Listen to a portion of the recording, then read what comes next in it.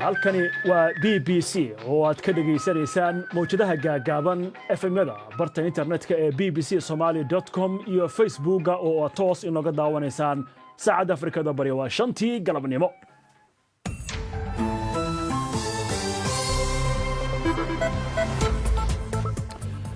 galab wanaagsan, jimco wanaagsan, sida aad u dhantiin akhyaarta hawada inagala xiriirta. goordhow waxaan guda geli doonaa barnaamijkii dooda jimcaha, laakiin wararka ugu waaweyn caalamka waxaa ka mid ah ciidamada Israa'iil ayaa u isticmaalay rasaas nool iyo weliba sunta ilmada dadka ka keenta inay ku kala kaxeeyaan Falastiiniyiin dibadbaxayo ka dhigaysay masjidka Al-Aqsa salaadii jimcaha kadib. dhaqaalaha Mareykankana waxaa la soo sheegayaa in uu kor u kacay markii ugu horeysay muddooyinkan. barnaamijka dooda jimcaha ee galabtana waxaynu ku soo qaadanaynaa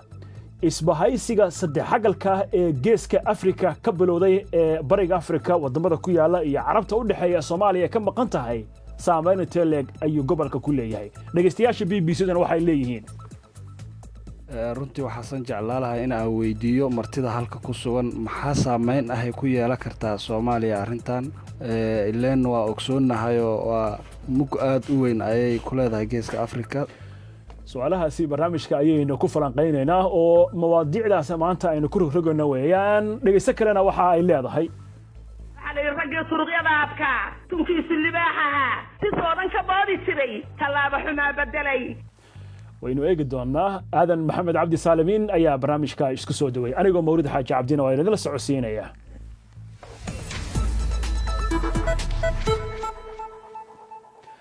hase haatee aynu ka hormarno wararka BBC-da waxaa Nairobi ka soo tibinaya Cabdinaasir Saxan Saxo. mahadsanid mawlid. tirakoob hadda la soo saaray ayaa muujinaya in dhaqaalaha Mareykanka uu kor u kacay ilaa 4% rubuc ka mid ah sanadkii la soo dhaafay, wuxuuna ka wacani noqonayaa kii ugu sarreeyay 4 sano ee naga tagtay. waxay wararku sheegayaan in dhaqaalaha kordhay ay ugu wacan tahay sare u kaca ku yimid wax kala iibsiga gudaha iyo dhoofinta badeecooyinka dibadda. hogaamiyaasha xisbigii hore ee hayay talada dalka Pakistan ayaa sheegay inay xushmeynayaan natiijada doorashadii Arbacadii dhacday, inkasta oo markii hore ay farta ku godeen xalaalnimadeeda. natiijooyinka horudhaca ayaa waxa ay muujinayaan inuu codadka ku horeeyo xisbiga ninka lagu magacaabo Imraan Khan oo horey u hanjiray xidig ciyaaraha kirikatka. guddiga doorashooyinka ayaa waxba kama jiraan ka soo qaaday eedeymaha wax isdabamarinta. marka ay timaado ciyaaraha, Imraan Khan ayaa dadka reer Pakistan u ah shumac aanan gamaarin oo sharaf u soo jiiday. Michael Kahla oo hogaaminayay muraaqibiinta baarlamaanka Yurub ayaa shir jaraa'id ka jeediyay wixii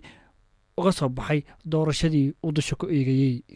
Although there were several legal provisions aimed at ensuring a level playing field, inkastoo ay jiraan dhowr sharci oo loogu talagalay in lagu hubiyo deegaanka, waxaanu ku soo gabagabeynay inay jiraan fursado aan u sinayn dadka. musharaxiinta leh racfaan siyaasadeed oo ballaaran iyo dhaqaale ayaa loo magacaabay ololaha. xeerarka aan xadidnayn iyo kharashka ololaha ayaa sii wiiqi kara fursadaha loo siman yahay ee musharaxiinta. madaxweynaha Mareykanka Donald Trump ayaa mar kale ku adkeysanayay inuusan waxba kala soconin kulan dhaxmaray kooxdiisa ololaha doorashada sanadii 2016 iyo Ruushka, kaas oo ku saabsanaa in la fadeexeeyo musharaxii xisbiga dimuqraadiga Hillary Clinton. marsii horeysay abukaatihiisii hore ee ay hadda dab iyo dhagaxa isku yihiin Michael Cohen ayaa laga soo xigtay isaga oo sheegaya in Trump uu horey ugu sii warhayay showrkii dhaxmaray kooxdiisa iyo saraakiisha Ruushka. dayax madoobaadkii ugu waqtiga dheeraa qarniga ayaa maanta laga odrasayaa inuu ka dhaco qaybo ka mid ah adduunka. waxaa la dheehan doonaa muddo 6 saacadood ah. dadka ku nool daanta koonfureed ee koonkan, gaar ahaan Afrika, ayaa dhulka ka bidhaansan doona midabada casuurka ah ee dayaxa. Israa'iil ayaa sheegaysa inay sii guda balaarin doonto dhismaha deegaanada sharci darrada ee daanta galbeed ee ay waday kadib markii halkaasi lagu tuuriyay 3 qof oo muwaadiniinteeda ah. midkood ayaa dhaawacii u geeriyooday iyada oo wasiirka difaaca dalkaasi uu sheegay in meesha ay ka qotomin doonaan ilaa 400 oo hoy oo cusub kuwaasi oo argudasho u ah weerarkii dhacay masaajidka al aqsa ayaa albaabada la isugu dhuftay kadib markii salaadii jimcaha ay ka dhaceen rabshado askarta Israa'iil ayaa marsii horeysay isticmaalay rasaasta cinjirka ah iyo baaruudda dambaaburada kicinaysa si ay u kala didiyaan dad banaanbaxyo dhigayay oo halkaasi isugu soo xoomay fiidiyoo laga soo duubay goobta shaqaaqada ka dhacday ayaa laga arkayay rag dhalinyaro ah oo ka kala cararaya qarax halkaasi ka dhacay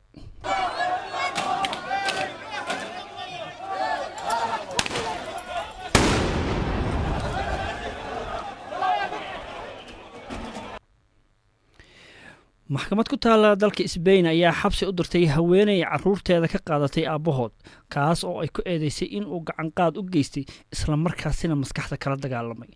dadka wax naqdiya ayaa sheegay in nidaamka uu yahay mid aad u dheelinaya isla markaasina beer laxawsi u haya ragga ugu dambeyntiina dawladda aqlabiyadda yar ee xisbiga hanti wadaagga dalka Spain ee ra'iisul wasaare Pedro Sánchez ayaa la kulantay turanturadii ugu horeysay kadib markii xisbiyadii ay ologa ahaayeen ay kala aamuseen codkii ay siin lahaayeen hindisaha miisaaniyaddii koowaad ee ay baarlamaanka hor keentay xukuumaddani London aad iyo aad baad u mahadsan tahay cabdinaasir saxan saxa ayuu ahaa oo wararka b b c da nairobi ka soo tabinaya halkaad nagala socotaanna waa b b c u diyaar garooba barnaamijka dooda jimcaha ee waxay la tahay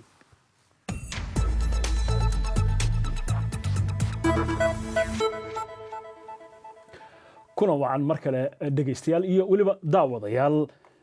waxaa jirtay in isbedello ay ka dhacayeen bariga afrika iyadoo wadamada Ethiopia iyo Eritrea ay heshiisyo waaweyn kala gaareen oo lagu soo afjarayo colaadii u dhaxaysay labadaasi wadan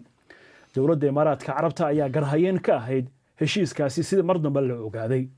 toddobaadkan magaalada Abu Dhabi waxaa ku shiray saddexda mas'uuliyiin ee ugu sareysa wadamada Imaaraadka Carabta Ethiopia iyo Eritrea iyadoo dhaxal sugaha wadanka isaga Imaaraadka Carabtuna uu bilad dahab ah oo nabadda ah uu ku sharfay qoortan u saray ra'iisul wasaaraha Ethiopia Abiy Ahmed iyo madaxweynaha Eritrea Isaias Afwerki waxaa soo muuqanaysa ifafaalo ku aadan in gobolka uu ka dhalanayo isbahaysiyo waaweyn iyo loolan xagga siyaasadda oo ay ku loolamayaan wadamo kala duwan waxaa taasi barbar socota in ay sidoo kale Soomaaliya ka mid tahay meelaha inta badan la aaminsan yahay inay yihiin goobaha istiraatiijiga ah ee gobolka ku yaala isla markaasna isha ay ku hayaan wadamo badan Imaaraadka Carabta waxa uu galangal xagga siyaasadda iyo dhaqaalaha iyo weliba ammaanka uu ku lahaa gobolka isagoo dagaalo ka jira wadanka Yemen ku lug leh xiriirkan cusub ee u bilowday saddex xagalka bariga Afrika wadamada ku yaala iyo Carabta ee Soomaaliya aanay ku jirin kaalin intee leeg iyo saameyn intee leeg ayuu Soomaalida ku yeelanaya maxaase qasaar ama faa'iido oo arrimahaasi ku jira Soomaalidan ugu jira iyo guud ahaan dadka ku dhaqan gobolka bariga Afrika mawduucaas ayaynu barnaamijka maanta ku falanqeynaynaa waxaana ka qayb qaadanaya Professor Cabdi Ismaaciil Samatar oo ah aqoonyahan arrimaha siyaasadda Soomaaliya ka faalooda isla markaasna dhowr jaamacadood oo Mareykanka iyo Afrika ku yaala wax ka dhiga qadka telefoonka iyo wadanka Mareykanka kaga jira Dr. Xasan Sheekh Cali Nuur oo xiriirka caalamiga isaguna bartay waxa uu telefoonka kaga jira magaalada Muqdisho stuudiyaha BBC da London waxa ila fadhiya Ustaad Xasan Cabdi Xayle oo arrimaha xiriirka caalamiga isaguna bartay isla markaasna ka faalooda arrimaha dunida Carabta iyo dunida Islaamka Dr. Shukri Saciid waxa ay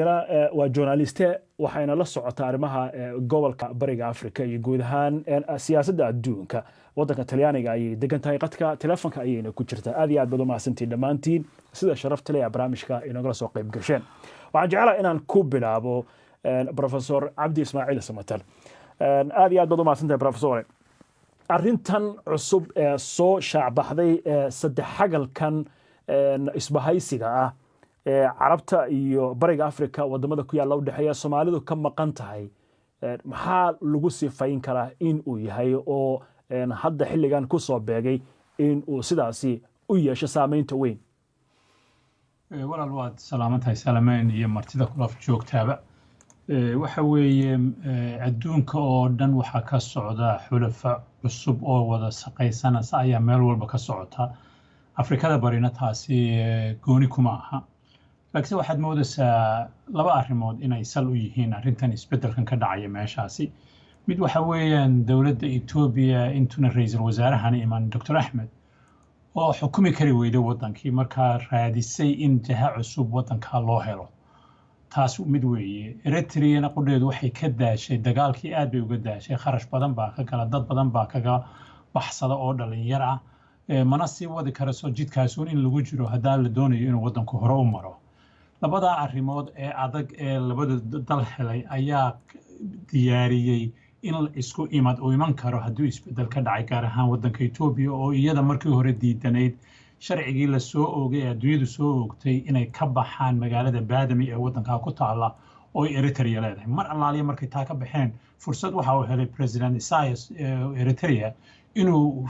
keeno in Ethiopia wax cusub ka socdo oo la jaan qaado taas isaguna uga faa'iideysto qolooyinka imaaraadkuna deewaaye fara badan waxay ka qaraabanayeen Afrikada bari gaar ahaan wadanka Soomaaliya waa kuwii berbera amuuraha ka samaystay waa kuwii boosaaso ka samaystay waxyaabo caynkaasina way jireen marka waxa soo muuqatay fursad hay isleeyihiin qolooyinka imaaraadka oo lacag badan haysta inay meeshan balliqi karaan hadday labada wadan isku geeyaan walaal marka macnaheedu waxa weeye in imaaraadku ay u jeedaan fursadaasi waa yahay aan u wareego Dr. Xasan qadka telefoonka ee magaalada Muqdisho professorka hadalkiisa oo maqlaysa Dr. Xasan adiga maxay kula tahay bismillaah marka waxaan salaamayaa guud ahaan asxaabta ku jirta khadka oo aqoon-yahanada ah iyo Soomaalida inteeda kale inta dabadeed waxa dhacay qaadayna waxay ka dhaceen Itoobiya iyo geeska Afrika iyo kadib bariga dhexe iyo adduunyada sida aan ognahay marka sida uu sheegay Professor Ahmed waaye Itoobiya waxa ka dhacay isbedelka soo cusub ay riixayaan oo gudaha Itoobiya ka jiro force cusub ah Ethiopia san ognahay wadankan ama mandaqadan geeska Afrikana ayada ayaa waxay ka tahay major power oo dhulka qaybaha kale ayada xukunta ama xoog badan wixii ayada ka dhaca marka waxay si toos u taabanayaan wadamada ku xeeran sida Eritrea, Djibouti, Soomaaliya, Kenya, Uganda, caadiga iyo xataa ilaa Masar ay gaarayaan kadib haddana waxa weeye waxa dhacaya dhexe oo hawl kaleeto muhiim ay ka socoto isla markaasna geeska Afrika iyo bariga dhexe interconnection ayaa haddana kusoo bitaacaya waxay noqonaysaa global level adduunyada kor marka political la keeno meesha waxaa si dadban ayagu ugu jira oo kuwada kala ku jiro kanka Turkiga Shiinaha iyo xataa mataqaanaa si dadban mataqaanaa raadiyada ayaguna meesha ku jiraan marka xoogag fara badan oo ujeedooyin kala badan leh ayaa meesha isku haya laakiin ubacdu waa Ethiopia oo gobolka ka socota imaaraadka oo wakiilka ah reer galbeedka oo siyaabo kale ugu shaqaynaya iyo Shiinaha oo ayaguna xoog cusub oo kusoo biiray mataqaanaa geeska Afrika waxaa jirta marka Shiinaha waxaan ogoleen Mareykankan ogoleen Turkiga imaaraadkan ogoleen marka waxaa dhacaysa marka iyadoo leesbahaysanayo in Mareykanka uu soo dhex maro imaaraadkuna ay Ethiopia soo dhex maraan oo kadib ay sidaa u galaan kadibna fursad loogu helo hal mar in Shiinaha la celiyo oo lagu sameeyo containment Turkiga in la sameeyo containment kadibna gobolka geeska Afrika lagu sameeyo redesign ama geopolitical design aragti cusub iyo qaab cusub loo sameeyo isbedelka Afrika marka dhinac wuxuu ka leeyahay muuqaal siyaasadeed dhinac kale wuxuu ka leeyahay military dhinac kale waxaa loo sameynayaa muuqaal dhaqaale marka qoloba waxay wadataa ajenda iyada oo gaar qoloba ajendeeda wata halkaas iigu hay Dr. Xasan marka waynu eegi doonaa qolo kastaba bal ajendaha ay leedahay iyo gaar ahaan dadka aynu la hadlayno ee Soomaalida ama geeska Afrika ku dhaqan sida arrintani ay faa'iido iyo khasaare ugu leedahay waynu ka hadli doonaa waa yahay aan u wareego dalka Talyaaniga Dr. Shukri Saciid waad maqlaysaa professorkii Dr. Xasan iyo Professor Samater adigu intaad arrintan ku sameynaysay baaritaanka maxaa ku soo baxay gobolkan hadda la sheegayo hadalka carabka lagu dhuftay in loolan uu ka jiro maxaad is leedahay markaa xaaladdu way ku dambayn kartaa waa idin salaamay dhammaantiin dhegaystayaasha iyo martida programkaba ababa waa sida dadka khuburada iga soo horreysay ay u sheegayaanba barnaamijkan waa barnaamij wadamo waaweyn oo kala gedisan ay wadaan siyaasadooduna siyaabo qaarkood ay ku kala gedisan tahay laakiin waxaa muhiima in la xuso in ay qalalaaso badan oo siyaasadeed ay ka jireen dowladda Etoobiyana waa gacanta dheer oo wadamada westernka iyo siba Mareykankaba hawlihiis iyo arrimihiis ay ka fulin jirtay meesha wadan weyn weeye oo 100 milyan gaarahaya collapse hadduu sameeyo oo burbur ku yimaadana dhibaato weyn yaa ka imaan lahayd dhibaatadaas si loo xakameeyo darteed yaa wejigan cusub oo siyaasadeed ninkan prime ministerkan Axmed la keenay Axmedna in la keeno sababaha ka dambeeyay waa midkow inay Oromo wadanka ugu badan ay tahay magaalada dadka ugu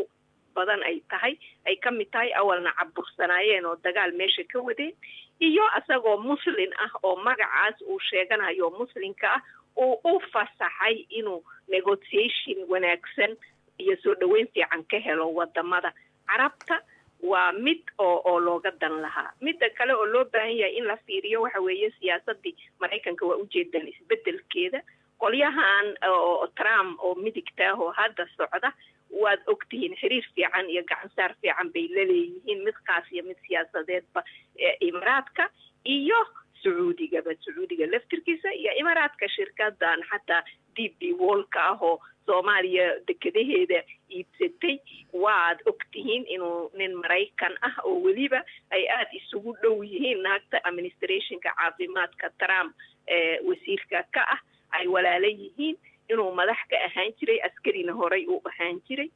taas darteed iyo arrimo kaloo lacageedba waxaa lagu talagalay in Ethiopia ay noqoto awoodeedii ay soo ceshato aynana burburin marka waa ognahay Turkigana waa la sheegay iyo Mareykanka calaaqad xumada ka dhaxaysa hadda marka arrintan Eritrea iyo inay Ethiopia saas isugu soo dhawaadaan wax kaliya oo Ethiopia iyo Eritrea ka yimid ma aha waxa aad uga shaqeeyo involved ku noqday administrationkan Trump iyo wasiirkiisa arrimaha dibadda iyo niman senatara ah oo mid xataa maxaayeen California laga soo doortay oo Republican ah yaa aad uga shaqeeyay in Eritrea iyo la heshiisiyo iyo Ethiopia oo nabad si looga dhaliyo meesha waayahay danta ay ka leeyihiin marka maxay tahay arrintaasi Dr. Shukri in waxaasi oo dhan hawlo la geliyo maxay tahay danta ugu jirtaa wadamadaas danta ugu jirtaa dabo waxaan ognahay meeshan inay tahay meesha adduunka businesska ugu weynaa adduunka lagu kala fuliyo canal Suez oo la sii renew gareeyo la sii ballaariyay baa ku jira via de la Seta viyadan la yiraahdo oo businesska adduunka 80% uu maro baa meesha ku taala Koonfur Afrikana waad aragtaa waa meel oo strategic point oo ilaa xataa dagaalkii maaragtay weerar freedadii maxaayeen markii Ruushka iyo Mareykanku ay sawir powerka ayaan lagu dagaalamayay haddana dagaalkii sidii ugu socdaa markii meesha khayraadna waa leedahay dhaqaalihi adduunka oo dhanna waa mara Carabta marka maxay ka baqaysaa weeye Carabtu waxay ka baqaysaa in ayada canal Suez hadii la weyneeyo Ethiopia iyo Soomaaliyana iyo dimuqraasiya ka dhalato oo ay business samaystaan inay maaragtay dekedahoodii iyo Dubai iyo meelahaas oo ganacsigii ka soo jabo oo uu dekedaheegan annaga berbere iyo Boosaaso iyo dhinacan u soo aado meesha marka wadanka ugu muhiimsan waxaan rabaa inaan dhaho midan adinkoo iga raalihaynaysiin waa Soomaaliya istaraatiijig ahaan iyo baaxad iyo badahaan waa meesha ayadana weeye waxa meesha ka maqan haddaan Soomaaliya ayna masraxan siyaasadeed ku soo noqon oo heshiis fiican Mareykanka iyo reer Yurub iyo Ethiopia iyo Carab oo heshiisay Soomaaliya ay ka maqnaato cawaaqibnimo xumo siyaasadeed oo ballaaran baa Soomaaliya ka taas waan soo laabanayna Shukri waayahay waa barnaamijka waan haysanaa waqti aan kaga doodno arrimahaas aad baad u mahadsantahay Shukri Saciid waan kugu soo laaban doonaa studio BBC London u soo wareego Ustaad Xasan waad maqlaysaa saaxiibada dooda ka qayb galaya inta badan waxaa laga hadlay dana dhaqaale dana siyaasadeed isbahaysiyo isku xiran baa laga hadlay waxaa nagu maqaalaa sida wasiirka warfaafinta Eritrea uu bartiis Twitterka ku xaqiijiyay biri waxaa magaalada Asmara laga sugaya madaxweynaha Soomaaliya Maxamed Cabdullaahi Farmaajo wafdi hogaaminayo kadib markii uu ka helay casuumaad madaxweynaha Eritrea Asiyaas Afwerki Soomaaliya way ka maqnayd bilowga arrintan Imaaraadka Carabtana wayn ognahay meel xun bay kala gaareen dowladda Soomaaliya waxaa jira warar aysan BBC xaqiijin laakiin sheegaya in Imaaraadku ay codsadeen in la dhexdhexaadiyo Soomaaliya iyo Imaaraadka Carabta arrintaasi in qayb ka tahay kala anagu ma ogin booqashada madaxweynaha laakiin booqasho rasmi 3 maalmood ayaa la sheegay arrintaas inay tahay waa yahay Soomaaliya marka saddex xagalkan heshiiska ee Carabta iyo Ethiopia Eritrea u dhaxeeya way ka maqan tahay ka maqnaashahaasi marka saameyntiisa arna marka inaan adiguna wax bal ku jirtid بسم الله الرحمن الرحيم waxaan moodaa in ragga khiyaarta مثلا professor Cabdi Ismaaciil iyo Dr. Xasan iyo Shukri inay waxba ay dhaafin laakiin run ahaantii Soomaaliya waxa ku soo socda ama ku soo jabay مثلا tsunami aad u xoog badan oo laga yaabo Soomaaliya inuu qaado ka maqnaashaha hadda aan ka maqnahay heshiiska noocaas oo kala ah oo marna fiican waayo anigu waxaan leeyahay waa fiican dadka qaarkood waa laga yaabaa inay ila qaadan arrimaha geeska Afrika ka socda kadib markuu barnaamijkii Ethiopia uu xilka inta ka dagay la keenay Dr. Abiy waa la keenay sida Cabdi Ismaaciil professor Cabdi Ismaaciil uu yiri wuxuuna ahaa mesela waxa uu ku shaqeynayo waxaan isleeyahay waa instructions ka yimid waan isku raacsanaa isleeyahay dibadda ka yimid dadka Ethiopia fiirsha masaalixdeeda fiirsha geeska Afrika ahmiyadda ay kala leedahay fiiriya Ethiopia in xaaladii Soomaaliya ay ku soo noqotay kacdoonkii socday oo Oromada mesela intii uusan meesha ka degin mesela barnaamijkii hore hayla Maryam Dasalanga intuu meesha ka degin in waxay ahayd dhibaato badan oo sidii Soomaaliya ama Rwanda oo kale in Ethiopia ay ku soo socoto marka sida gabadha ay tiri caburinta mesela dadka Oromada ay qabaan si loo xalliyo oo loo difiis kareeyo ayaa loo keenay Dr. Abiy asna kuma uusan joogsin intii Ethiopia mesela xalinteeda gudaha ay ahayd laakiin waxaan aragnaa inuu talaabooyin aad u xoog badan oo waxa looga jeedo marka qaarkood la su'aali karo inuu talaabooyinkaas qaaday oo mesela durbaba oo soo baxay wax alla wixii siyaasadda Ethiopia ku socon jirtay ay la kala dhaxlay ama boqor Haile Selassie ha ahaado ama dadkii ka horreeyay ha ahaado ama Mengistu ha ahaado ama Afwerki ha ahaado waxaan jeedaa Afwerki ha dambe ha ahaado mesela barnaamijkii ahaa mesela Mele Zenawi in wixii dhama oo bedelay oo geeska Afrika mar kaliya ay dabeel isbedel ay ka dhacday oo Eritrea iyo Ethiopia wax alla wixii mesela caqabada ah sida oo sheegay Dr. Xasan oo heshiisyadii mesela Jazaa'ir loo yaqaan oo kala dhexdhigay dagaalkii mesela dhamaadkii 1990 Ethiopia iyo kala dhexdhigay Eritrea inuu mar furfuray oo si Cabdi Ismaaciil sheegay magaaladii oo dib ugu celshay oo mesela diyaaradihii iyo mesela isu socodkii oo sidii noqday oo dad kala xayrna mar kaliya is arkeen arrimahaas oo dhan waxaan u maleynayaa Soomaalida inay isticaabi karin isticaab ama containment ku sameyn karin isbedelka noocaas oo kala ah waa isbedel ay saxmili karin ma xamili karin haddaan waqtiga u baahantihiin aad ka fiirsataan oo intaadan ku degdegin bal meesha ay biyo dhigi doonto inaad sugtaan waxaa laga yaabaa in chances iyo fursado ay naga dhumaan haddii aad dhex gashana mawjadaas annaga waa naga horeyda waana khibda iyo barnaamij hore u degsana waayo Imaaraadka waxa la sheegay in Djibouti oo kale uu markii hore xiriir la lahaa uu ka tagay oo isqabsadeen oo maxkamad arrinta ay ku ekaatay baarlamaanka Soomaaliya isna weyn ogeyno dagaal baa dhex maray oo ayadoo wadanka kama shaqeyn karin inkastoo madaxweynaha uusan saxiixin go'aankii baarlamaanka ka soo baxay waayahay marka Djibouti iyo Soomaalida arrinta way ka maqan tahay waana laba wadan oo xubinka jaamacadda Carabta jaamacadda Carabta wadan ku jiraan arrinta qayb ka ah maxaa lagu safeyn karaa horta waxay ku tusaysaa mesela jaamacadda Carabta mesela arrimaha Suuriya say ka eedo kale mesela waan ka warqabnaa Suuriya way luntay run ahaantii xoog badanaa ku dagaalamay Suuriya jaamacadda Carabta waxay ku degdegtay inay dhaqso ka saarto ninka leeyahay Xaafid al-Asad maanta Xaafid al-Asad iyo Ruushka iyo isbahaysiga Iiraan aan ku soo haray Dimashq Soomaaliya waxaa moodaa Imaaraadku qaladaad badan oo sameeyna oo haddaan maanta dhaqso la ogaan gadaal lagu ogaan doono laakiin Soomaalida waxaan isleeyahay markaan qofka Soomaalida ugu liita wuu fahmay Imaaraadka oo isku raacnay in ay proxy war meesha ay ka wado ama dawlado kale ay wakiil ka tahay oo marmasidu ay tahay awoodda Iiraan oo aad ugu ballaaranaysa mandiqada markaad fiirido yemen turkiya oo istaraatiijiyo xoog badan ama masalan ulajeedo qasad dhaqaale iyo mid military iyo mid masalan dowladeed masalan kusoo noqonaysa awoodda dunida islaamka oo aad ogsoontaha carabtu inay xasaasiye ka qabtay ilaa dhicitaankii khilaafadii masalan Ottoman Empire dhicitaankeedii ay qaybna ku lahaayeen haddana soo noqoshada ay soo noqonayso oo raalli ahaansho ay ka haysato Djibouti ay raalli ahaansho ka haysato Soomaaliya waxa waaye cabsi xoog badan ay geliyay cabsida xoog badan ay Turkiya geliyay waxa sababaheeda kamid ah isbedelkii aan ogaan oo loo baxshay مثلا rabiic al-arabi oo dawladda Turkiya iyo Qatar lagu eedeeyo inay ayagu ay horseedaan ama markuu kacay ay dhiirigelin xoog la saayeen oo aan qarsoodiga ahayn oo aan ogsoona mucaaradkii Egypt iyo mucaaradkii Yemen iyo mucaaradkii مثلا wadamada مثلا Suuriya oo kale dhamaantood inay joogaan maanta مثلا Istanbul iyo Ankara inay joogaan oo qarsoodi ma aha Iran oo la hollin waaye oo aan islaaminahay sababta Donald Trump oo uga baxay heshiiskii dowladaha awoodda la ila galeen Iran dowladihii 6 ahaa dowladihii 5 ahaa iyo Jarmalka lagu daro ay Iran la galeen sababta uga baxay wajiga rabo oo doonay inuu ku cusboonaysiiyo oo heshiis cusub hal galay ay tahay in ay tahay awoodda Iran ee ku xoogeysatay bariga dhexe oo Lubnaan joogto oo Suuriya joogto inuu dhexeeyo Soomaaliya arinta Soomaaliya oo soo laabanayna aad u maasto ku soo laaban doona Ustaad Xasan saaxiibka ma siinaya Muqdisho Ustaad Xasan arintan Imaaraadka dhaliishiisa ee Xasan ka dhawaajiyay adiga maxay kula tahay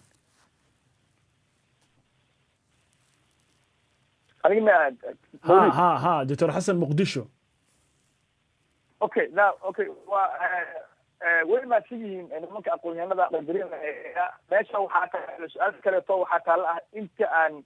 isbedelku Ameerika oo una ka dhicin Ethiopia mantiqada geeska Afrika see loo kala joogay waxaa loo kala joogay Faransiiska ay joogay marka waxaa rabaa inaan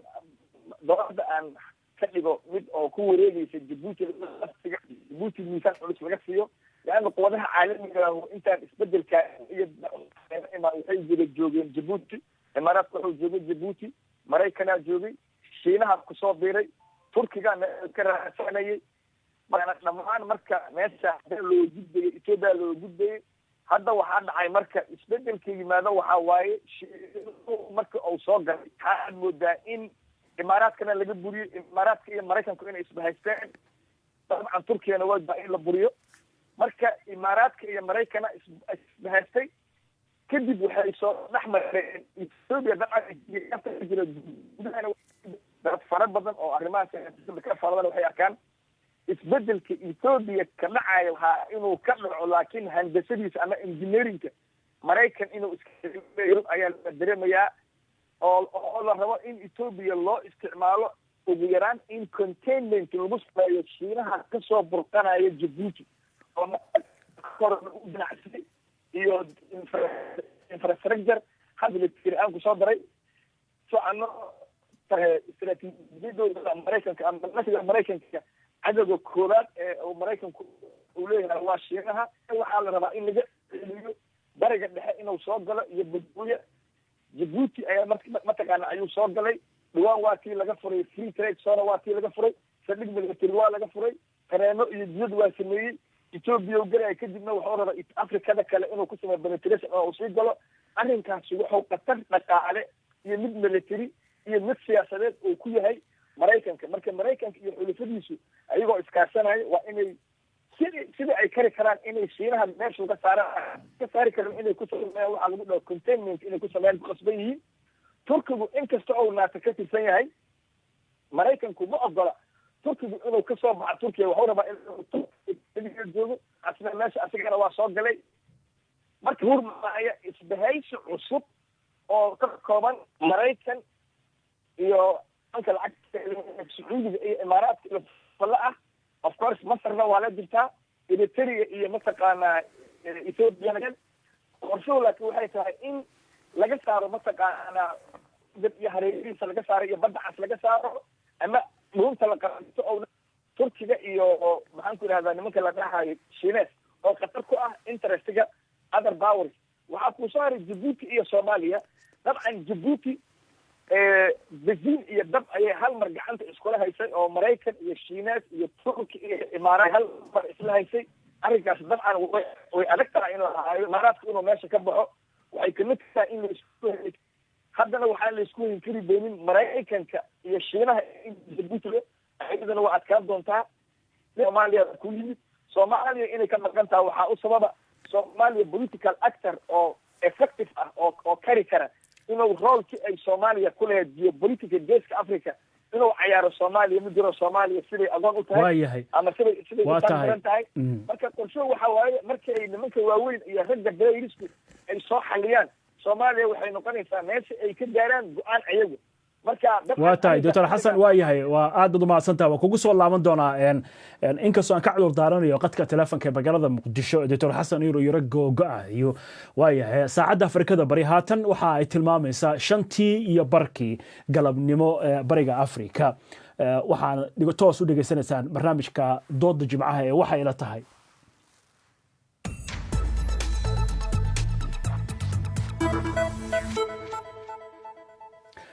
waayahay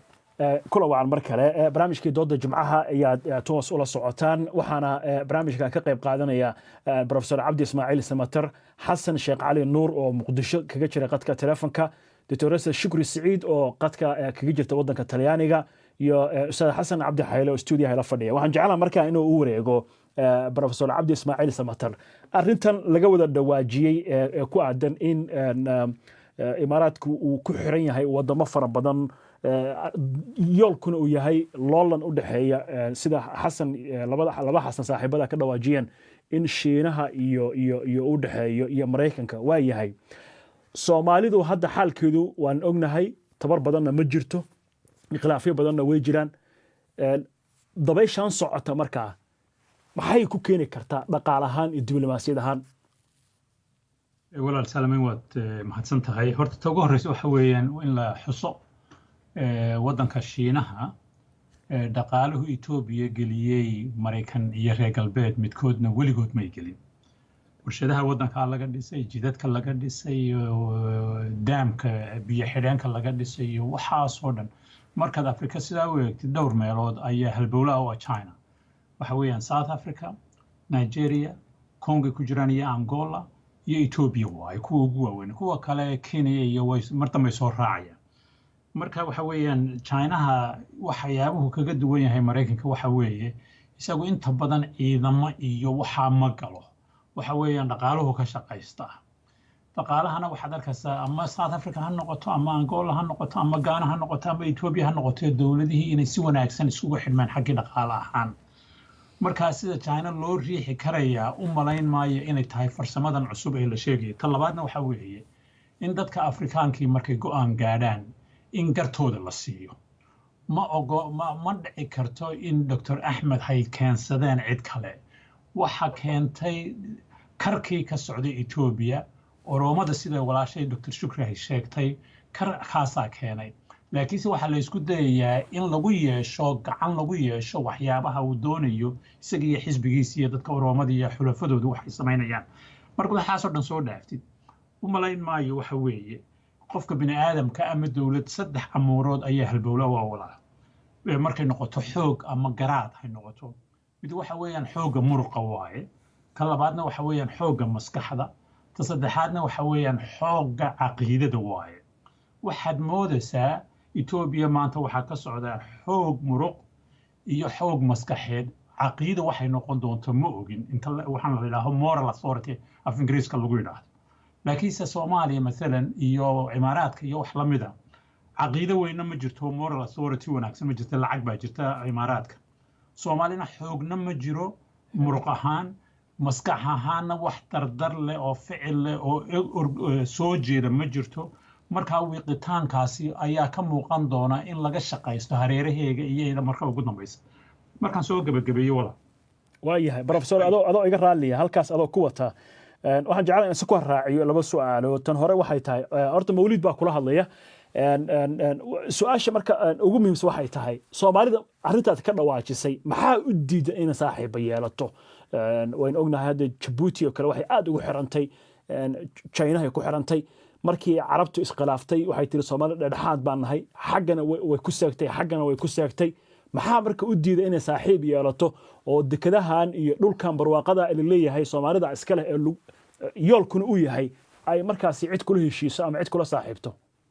waxaan jawaabtaada waxaan ku bixinayaa mawlido walaal in yaroo afar leey oon tiriyey maalin dhoweyd waana kooban tahay waxay odhanaysaa waxa weeye hadafkiiyo himiladu hadday kaa habaabaan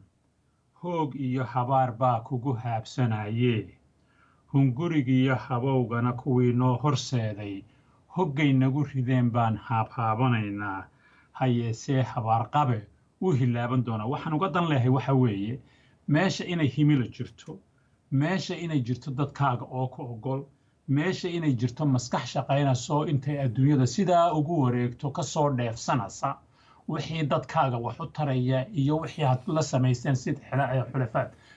xamar waxa yaallo walaal waxa weeyaan aniga halkee la ii geeyaa hebel anigu lacag maxaan ka helaa ra-iisul wasaaraha waxaa nafta u keenaya qolooyin baarlamaanka qayb ka mid ah oo doonaya inay wax ka helaan madaxweynuhu meeshiisii buu ku xidhan yahay ma jirto awooddii isku dhafnayd een sheegayee maskax iyo muruq iyo caqiida ma jirto markaas lama soo jeedo markaa waa la hurdaa waa tii magool tidhi afrikaay hurudooy waa soomaaliya hurudooy baynu joognaa markaas waxa weeye haddii arrintaasi si degdega xamar looga toosi waayo qolooyinka gobollada iyagu doonaya waxyaabo hoose inay ka qaraabtaanna garan waaye danta dadkoogu wuxuu yahay waxaa iman doonta markaasi jabuutina in gooni loo haysto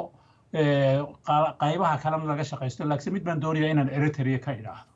waa ka madaxweynaha farmaajona berri tegaya halkaasi waxa weeyaan waxaa loo haystaa eritrea meel jeebka la gashan karo madaxweynaha isaias waxaa laga yaabaa khaladaad badan inuu galay laakiinse waxa weeyaan dad hay ka go'an tahay inaan dadkooga iyo dalkooga la duufsin tilmaamtan ku siinaya kooban waxa weeye marbay dahab baa laga helay eritrea dahabkii waxay dooneen maalgashi inay ku samaystaan yurub bay tageen lacagtii bay soo heleen markii la ogaadayna lacagtii soo heleen ayuu maraykanku lacagtii ka joojiyey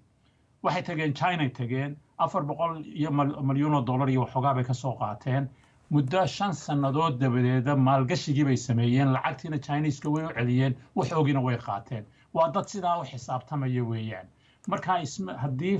laga faa'iidaysan waayo soo jeedka Ethiopia oo ninkan waxaan qabaa dadka la taliya qaar ka mid ah ayaan aqaanaaye in wax meel la isla dhigan karo haddii laga shaqaysto Eritrea waxaad mooday inay iyadu waxoogaa soo jeedo Djibouti waa walaalaheenba marka farsamo cusub waa in la helaa meesha waayo aad u maasta professor waayo ustaad xasan ma ku soo laabanaya studio BBC da shukri raaliga waan xasan waxaa jirta in badan baan dhegeystayaasha qaarkood fariimo ahaan iyo warar isdhex marayo ay sheegayaan in imaaraadku markuu ku fashilmay heshiis uu la gaaro Soomaaliya oo baarlamaankan iska hor yimaadeen oo xagga kale ka soo maray Ethiopia oo aaminsan inuu sida markaa Soomaaliya ugu yeelan kara galaangal iyadoo ay jireen in heshiisyo dhinaca dekedaha ku saabsan ay dhex mareen madaxweynaha Soomaaliya iyo ra'iisul wasaaraha Ethiopia ma la soo waafajin karaa waxaa hadda socda iyo arrimahaas arrintii isdaba socota oon shaki lahayn markaa fiirida imaaraadka markii masalan dowladda Soomaaliya istaagtay mowqif khilaafaadka khaliijka masalan dhexdhexaad ah imaaraadka iyo sacuudigu ma aysan harin waxaan ka warqabnaa imaaraadku ayada inay ahayd maamul goboleedyada masalan dadka dowladdii la soo xiriirtay ku dhaliyey inay qaataan mowqif ka duwan mowqifkii dowladda arrintii weli way taagantaan isleeyahay markii dekedaha laga mamnuucay oo dekedaha Ethiopia barbara iyo boosaaso Soomaalidu ay mamnuucday Djiboutina ay ka soo beeriday imaaraadka dalkeeda ka soo eriday waxaan aragnay arrintan isbedelka hoosmid anigu Dr. Axmed ku khilaafsanahay inuusan ahayn ninka la yiraahdo Dr. Axmed maya Abi Axmed inuusan ahayn nin danu ay keento Ethiopia gudaheeda ah kaliya waxaad ku khilaafsantahay fikirkaas qorshe ka yimid professor Cabdi Ismaaciil baa Ismaaciil oo ogahay inuu professorkayga masalan aan u haysto qofka Soomaaliga oo ugu masalan hadii la dhihi karo top masalan commentator waa arrimaha Soomaaliya macaan noo wada waxaan ku khilaafsanahay Dr. Abi in masalan uusan ku imaan ninka ka horreeyna uusan si masalan macna la'aana xilka uga degin iyo garasho uusan uga degin laakiin sidii ka dhacday masalan Zambia kale in ninkan deg la yiri ninkaana la keenay arrinta oo wadana ay road map tahay adoo igu laabanaya iga raaliya su'aashii aan ku laabto imaaraadku waana daba jooga waxaan ogsoonahay ayagaa soo diray masalan abi inuu yimaado xamar lacag badan oo gaaraysa ilaa 6 bilyan 3 bilyan ayay siiyeen oo qaarkood misalan loo shubay Ethiopia ninkan wuxuu sameeyey misalan gobolka wareegay Soomaaliya uu tagay Djibouti uu tagay Eritrea waxay noqotay wax surprise oo siyaasaddan oo isbedelka ah duufaantaas ninkan uu sameeyey anigu ma qabo inay faa'iidooyin badan noo leedahay maanta waxa isleeyahay oo isdilay waa dadkiisii iyo Soomaalidii ha ahaato siyaasad xumo misalan Soomaalidii misalan deganid kalinka shanaad madaxdoodu ay sameeyeen oo ay dhinaca marka qowmiyaadka Ethiopia la fiirsho ay mareen dhinaca misalan Tigreega ay la safteen oo hadda misalan argosasho iyo wax ay xisaab celin Soomaalida ay ku soo noqotay laakiin waxaan rumaysanahay imaaraadku in ay marba dhinac nooga imaanayaan Djibouti iyo Soomaaliya heshiiskan Ethiopia ay la heshiisiinayaan Eritrea ayagaa target ku ah containment la rabo in la sameeyo iyo hegemoniga Ethiopia oo la rabo in geeska Afrika laga sii adkeeyo waxaan ogsoonahay in Ethiopia aysan ahayn farasta ka faa'iideysanay laakiin ay yihiin quwadaha xooga badan oo aan ogolaan Turkiga oo aan ogolaan China inay ku yeeshaan misalan saldhigyo iyo arrimo dhaqaale inay ku yeeshaan waxaan ogsoonahay imaaraadku waxaana cadaatay misalan imaaraadka danaheedii misalan maalgashiga ahaa inuusan dhaqaale ahayn laakiin dekadaha ay rabtay inay qabsato oo ka soo bilowdo misalan Soqatara oo boosaaso ay ku xigto inay la heshiiso laakiin qabsasho anagu ma oran karno runtii imaaraadku ayaga raba inay mathalaan imbaradooriyad yar oo ku hoos jirta imbaradooriyada reer galbeedka gaar ahaan Amerika oo misalan hadii waxaan ku noqonaynaa fiilmaadka la dhijir maxaa la yiraahdaa maartay dagaalkii xidigaha imbaradooriyad isku hoos jira oo midba kale ay misalan ay proxy u tahay aniga waxaan u haystaa imaaraadka in lagu shaqeysanayo waan taasoo isku waafaqsanahay xooga ku shaqeysanaya Israa'iil meesha kama marna haddii Turkiya meesha u yimid waxaan ogsoonahay dowladda Israa'iil ma aysan dhalan ilaa laga jabiyey Cuthmaaniyadii oo xukunka Cuthmaaniga oo ka baxay misalan wadamadii Carabta iyo dunida Islaamka oo dhan oo ku ururay misalan arrinta Soomaaliya ku kaabnaan ustaadi aan ku kaabnay arrimaha istiraatiijiyad oo imaaraadka dowladda kaliya matasha Soomaaliyana qatar ku tahay Soomaaliya iyo Djibouti qatar ku tahay marka waxaad aaminsan tahay arrintan Ethiopia hadda wado imaaraadku inuu aad ugu lug leeyahay Dr. Cabdi waxaan ku raacsanahay siyaasadda Soomaaliya waa zero siyaasad u babac dhigi karta arrimahaas hadda socda ma aha mana ka faa'iideysanayno misalan dadka misalan maskaxda waa tahay way aad u maasantahay Dr. Shukri dalka Talyaaniga Shukri raali iga ahow waxaan maleynayaa rag odayaasha waxoogaa dhinacooda u yara batay su'aashaan weydiiyey Ustaad Xasan Cabdi Xayle ayaa adigana ku weydiinayaa oo Soomaaliya imaaraadku markuu ku guuldareystay inuu loolan ama heshiisiyo la saxiixdo ama uu galaangal ku yeesho inuu xagga Ethiopia soo maray arrintaasi ma ku muuqato adoo ii soo koobaya ma ku soo koobayo birke waxaan rabaa kow horta inaan arrintaas anoo ka jawaabayo aan ka jawaabo horta arrintan heshiiskan badda oo Soomaaliya heshiiskan la sheegay oo heshiis ahayn runtii wax oo uu lagu dhawaaqay oo press release oo inay amxaaradu ay Ethiopia dhisato dekedaha Soomaaliya kow horta waxa weeye in wada xiriir la sameeyo oo partnership la sameeyo oo wax la isdhaafsado cooperation waa la samayn karaa wax dhibana kama jirin laakiin horta deked kasta waxaan infrastructure ka ah oo weliba maguurtada oo dekedaha iyo boortooyinka haddii naloo dhiso xamarba kuwa ku yaala waxaa Turkiga iyo dad kale ayaa gacan naga siiyey laakiin waa wax qaranka Soomaaliyeed iyo ummadda Soomaaliyeed ay ayadu leedahay weeye wax dawlad kale shirkado sheer waa ku yeelan karaan inta wax kula dhisaan oo loo celin karo ama qaybtooda ka qaato sidii adduunka qawninkiisa yahay laakiin wadan kale oo ajnabiya intuu maxay deen dekedaha iyaga iyo airportayada dhisto sheer kuma yeelan karo superatuto siiba hadday sii tahay Ethiopia oo wadan ummadda Soomaaliyeed aysan kalsooni ku qabin taas waa taas su'aashan kale oo imaaraadka markaan usoo noqon imaaraadku qaladaad badan oo aad aggressive u ahoo anshax darro iyo xushmad darro uu Soomaaliya ka gala welina geed gaaban iyo geed dheerba waa usoo korayaa si uu uga guulaysto oo u xagalgaaciyo geedi socodka ummadda Soomaaliyeed marka inuu Ethiopia soo adeegsado waa lagama maarmaan bay ayaga u tahay imaaraadku wuxuu u bartay meel dad tuugsada oo qarannimo aaminsanayn oon isku kalsoonayn oo wadan burburay dadkii tuugsanayay maalintii dambe hadday inta istaagaan ay ku yidhaahdaan walaale annagu kuwii tuugsanayay weji kalaan nahay oo nagu face marka waddan baan nahay sidii waddan noola dhaqan waddan dictator ahoo sida carabta oo kale ah oo dadka inay lacag corruption ku sameeyaan u bartay anshaxaas waa ku adkaatay marka way dagaalkoodii bay sii wadaan waxa loo baahan yahay waxa weeye halka usoo laabanayna waxa loo baahan yahay usoo laabanayna raalliga oo waa yahay dhegeystayaasha iyo daawadayaasha ayaa barnaamijka qayb ka ah aan fursad siiyo qaybta ugu horeysa dhegeystayaasha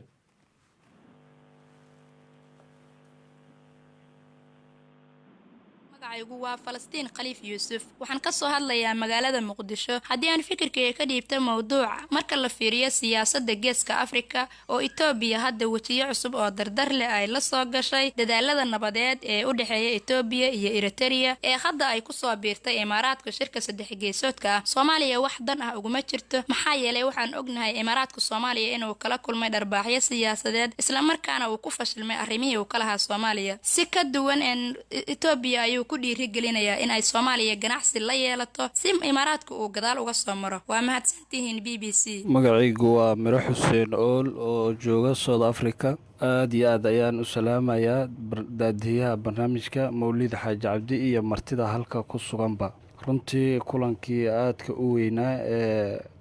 Imaaraadka ku dhex maray ra'iisul wasaaraha Itoobiya iyo madaxweynaha Eritrea iyo Imaaraadka runtii mid aad iyo aad culeyskiisa u leh ayuu ahay runtii waxa la is dhigi karaa waa mid saameyn aad u weyn yeelan kara oo ku yeelan kara geeska Afrika waxa Imaaraadkuna oo uga gol leeyahay inuu saameyn aad u weyn oo ku yeesho geeska Afrika runtii waxaan jeclaalahay in aan weydiiyo martida halka ku sugan maxaa saameyn ah ay ku yeelan kartaa Soomaaliya arrintan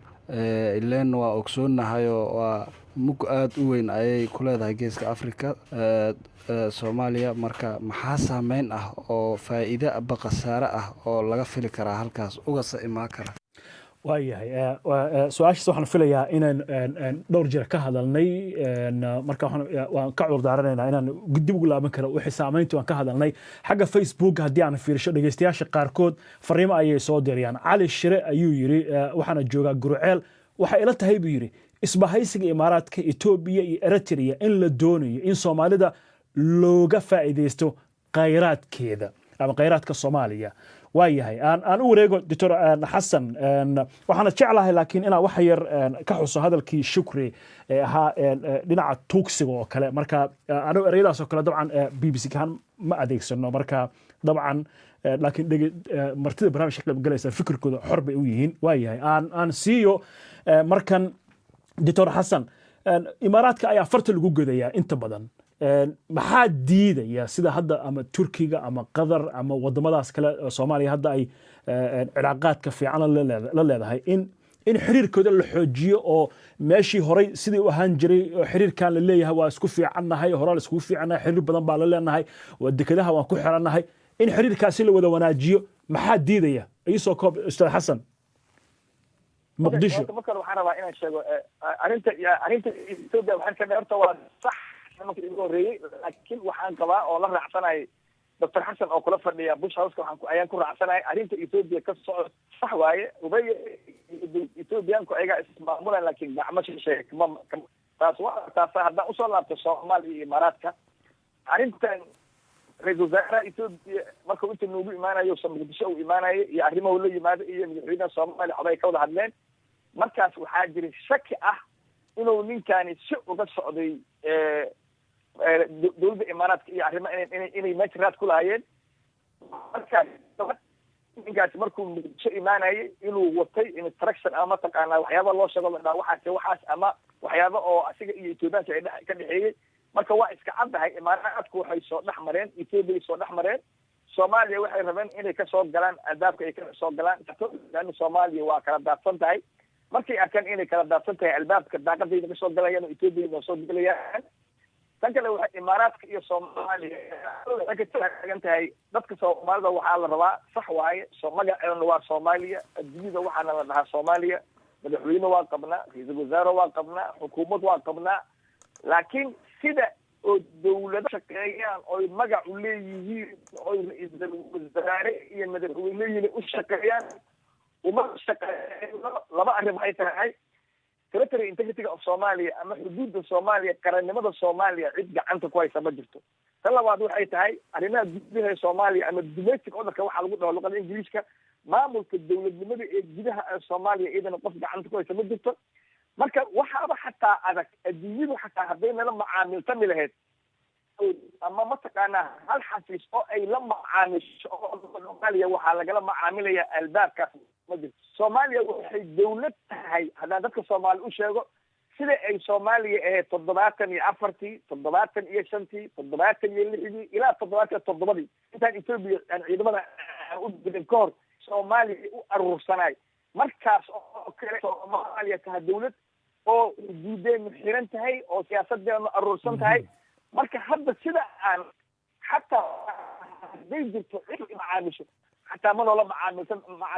marka waa yahay waa tahay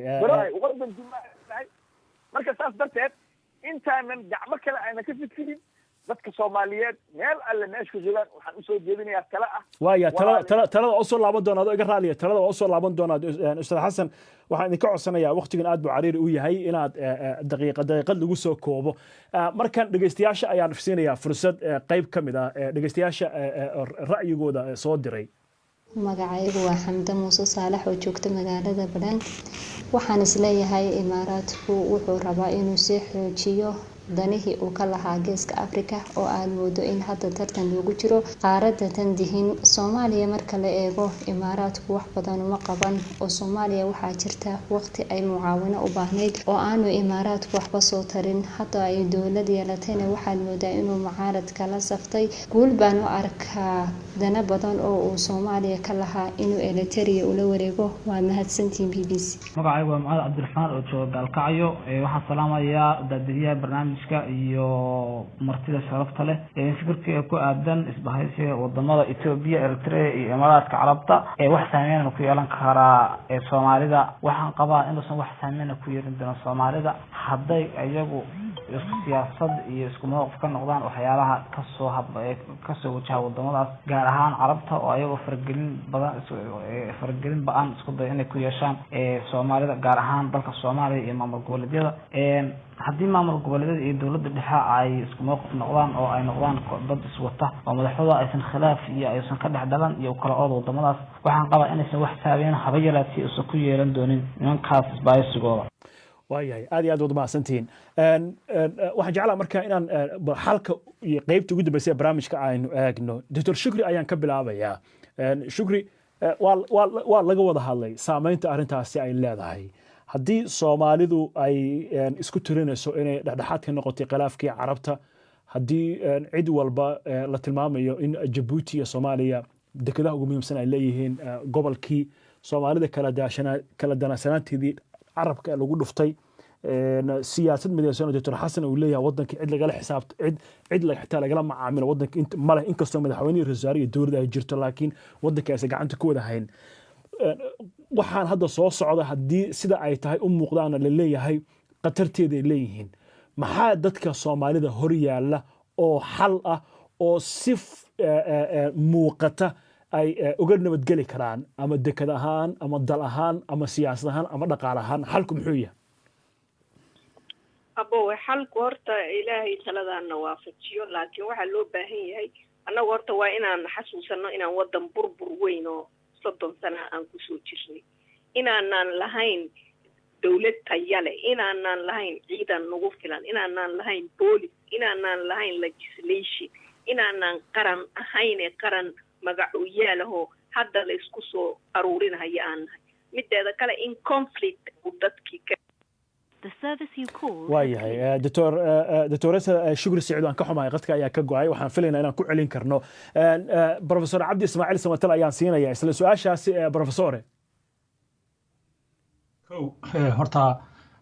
lagama noqon dhexdhexaad khilaafka khaliijka ka taagan qadar ayaa runtii lala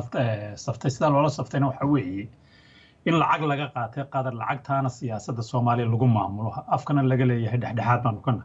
laakiin markan su'aashaada u soo noqdo hal la fahmo Imaaraadku waxay soo saaraan oo dhaqaale oo petrol ahayn ma jiro warshado kale ma laha wax kale ma laha markaad barbar dhigtid iyo turkiga aad isbarbar dhigtid turkigu dhaqaalihiisu wuxuu dhigmayaa sacuudiga markaad og tahay waxay soo saaraan haddii markaa dowlad muqdisho ay ka jirto oo dabadeedna dadkeega hay u adeegayso si wanaagsan ayaa waxyaabahan socda looga dabaalan karaa lagana faa'iidaysan karaa laakiinse mid aynu xasuusnaano oo ah Chinesku Afrika dhaqaalaha iyo xoogga uu ku leeyahay lama saari karo run haddii la sheegayo marka Chineskana imaaraadku lama tartami karaan Chineska iyo Mareykan ayaa ishaya marka waxa weeye Ethiopiana halbowle ayuu Chinesku ka dhigtay marka waa in la fahmaa carqaladda iyo complexity waxaan la yidhaaho Afrika ka taagan ugu dambaystii walaal Mawlid waxa weeye haddii la doonayo in waxaan laga dabaasho Soomaaliya iyo Itoobiya iyo Djibouti meeshay kaga yaalaan khariidada ayaa ka muhiimsan halka Eritrea ku taalo iyo halka Kenya ku taalo waxa weeyaan labadaasi ma heshiin karaanoo doodan ma ka qayb geli karaan si laba qof oo walaalo wada socda si daadka soo socda intay iskaga moosaan iyo ku jidkooga cusbaahay u jeexdaan walaal waa su'aal meesha ku jirta waa yahay Ustaad Xasan Cabdi Xayle horta professorku runtii Soomaaliya Itoobiya aad moodaa Soomaaliya iyo Djibouti aad moodaa inay yihiin waxa loo yaqaan baytul qasiidka imaaraadka labadaas ay doonaysaa oo ay rabtaa inay ku rogaan celido maadaama ay iska saareen oo dekada misalan Djibouti laga saaray Soomaaliya ay u diiday saldhigii misalan military iyo kii misalan dekadaha imaaraadka ay u diiday Berbera runtii in la iska soo ag dhawaado aad ay u baahan tahay waxaa su'aala muxuu biri u tagayaa Maxamed Cabdullaahi Farmaajo Asmara asagoo ogsoon Asmara in ay dagaal xoog badan oo colaad ah ay kula jirto Ethiopia misalan arrinta cakiran ee geeska Afrika macnaha Eritrea annaga waxaan jecelnahay in haddii misalan Eritrea iyo Djibouti ay noqoto in 100% ay waajib nagu tahay in Djibouti marka hore aan talada isku darsano oo aan meel ka soo wada jeedno waayo ma ogsoon tahay annaga saaran soo kama horeysa laakiin Soomaalidu horta in la iswato inta Djibouti taas waa runta dadka igu horreeyay in Soomaaliya misalan dawlad u yaal ay jirto laakiin si dawlad jirin laakiin aan rabno inaan dawlad noqono run ahaantii qaladaad badan jira Mawlid oo misalan aan ogsoonahay siyaasadda Soomaaliya ee dibadda ilaa bargii misalan dawladnimada aan qaadanay qaladaad badan ay lahayd dagaalkii Yemen iyo u dhaxeeyay arrintan saan ugu dabaalan lahayn macnaha saan ugu dabaalan lahayn waxay tahay siyaasaddeena arrimaha dibadda inay yeelato rukumo iyo mabaadi cad sida hadda professor Cabdi Ismaaciil iyo professor Xasan labadaba ay sheegeen in la helo siyaasad saldhig leh oo aan marnaba duufaanta iyo dabeesha meesha ka soo dhacday aan u cirsan laakiin siyaasad misan taagan waxaan ogsoonahay madaxweynihii ka horreeyey xiriirka wuxuu u jaray Iiraan oo aan ogsoonahay taas inay dhibaato xoog badan nagu soo wado misalan waayo Iiraan dawlad loo baahnaa in aan Sacuudiga aan la shaqaysan ama Sacuudiga ayaga dagaalka ka dhaxay aan laga marin Qatar iyo Imaaraadka arrimaha ka dhaxeeya anigu waan qabaa in ay dawladdu dhexdhexaad ka tahay laakiin danahayna koobaad ha noqoto anigu ka hadli maayo lacagaha la sheegayo in laga keenay oo dawladdu ay ku dhalatay laakiin runtii markii runta laga hadlo Arab mashaakilaadkeeda waa ku filan yahay annaga weligeed nooma arag walaal waxaan xasuusnaa maalintii 1990 markii ciidamada Mareykanka ay yimaadeen wixii loo yaqaanay Operation Restore Hope George Bush wuxuu yiri Soomaalidu walaal ma laha oo carabihiina ayagu dhibaataysan soo eriyeen Afrikaankiina waxay yireen Afrika Soomaali ma yihiin ustaad baad maasanta 2 daqiiqo in ka yar baa haystaa Xasan iyo Shukri baan siinayaa Shukri adoo ka gabay hadalku 1 daqiiqo adoo ku soo koobiyado raaliya garanayo ala kulli xaal anu waxaan rabaa inaan dhaho annaga dawladeedu waa tabar daran tahay Soomaali waa inay heshiiso in la isku keeno dimuqraasiyaan u soconnaa qof walba uu heli doonaa nasiibkiisa